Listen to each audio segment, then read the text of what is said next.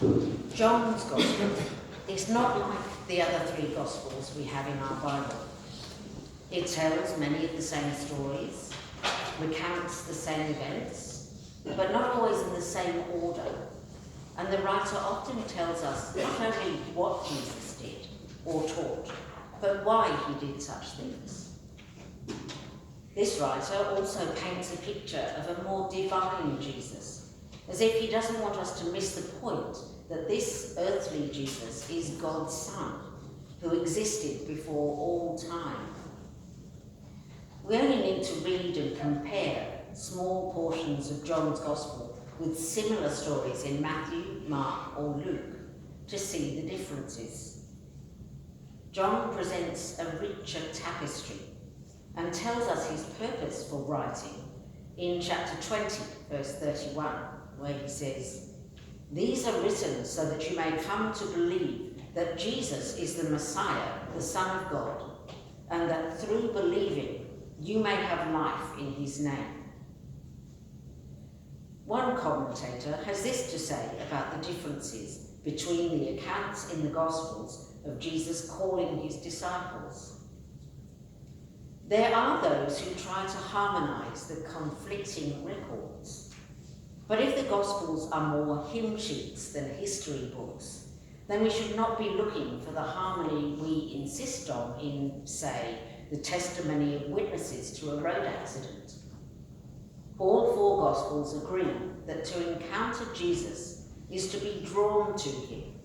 There is nothing discordant in their understanding of what it means to meet Jesus for the first time. In today's reading from John's Gospel, we hear John the Baptist speaking about Jesus, who he'd baptized the day before, and we celebrated that last Sunday. John declared that Jesus was the Lamb of God and that he saw the Spirit descend upon him. What's the significance of calling Jesus a lamb? Why would John the Baptist call Jesus the Lamb of God? What happens to lambs at the Passover? They're sacrificed. Is John the Baptist predicting or prophesying about what will happen to Jesus at the end of his life? Right at the beginning of his ministry, the shadow of the cross is already present. The following day, John the Baptist again called Jesus the Lamb of God, and two of his followers left and went after Jesus. He asked them, "What is it that you're looking for?" But instead of answering, they asked where he was staying. I imagine they wanted to sit down for a good long conversation. Jesus replied, "Come and see." In this, the fourth Gospel, to see is to know Jesus, to know who he is. And to know him is to love him. To love him is to serve him. And to serve him is to be free. Andrew went to find his brother Simon and told him that they had found the Messiah, the one all Israel was waiting and yearning for. When Andrew introduced Simon to Jesus, we read that Jesus looked at him.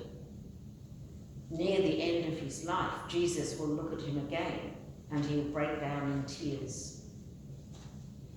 Simon gets a new name and gradually grows into his new identity as Peter, the rock, the one on whom Jesus said he would build his church, the one who was given the keys of the kingdom. Just imagine if Andrew had not gone to tell his brother and hadn't brought him to see Jesus. Imagine if Andrew had said to himself, "I wonder if our Simon would like this fellow. What will he say if I ask him to come with me tomorrow? Perhaps I'd better not, he can be a bit hot-tempered, and he's always busy, what with the fishing business and all." Thanks be to God, Andrew did tell Simon Peter. He took the trouble to find him, persuaded him to go with him, and introduced him to Jesus. The importance of such introductions and invitations is impossible to overstate. Every single one of us is here today in God's church because somebody invited us, or took us, or sowed a seed that encouraged us to give it a try? Who first brought you to church? Was it your parents, grandparents, friends? Who encouraged you, made you welcome, made friends and invited you to stay for a cuppa? Thanks be to God for the saints who introduced us to Jesus. My parents didn't go to church, although I was baptised as a baby.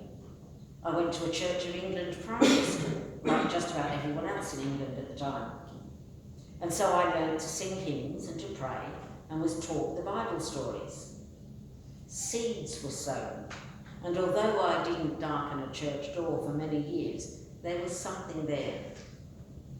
When our first child was born, I realised I wanted more for her.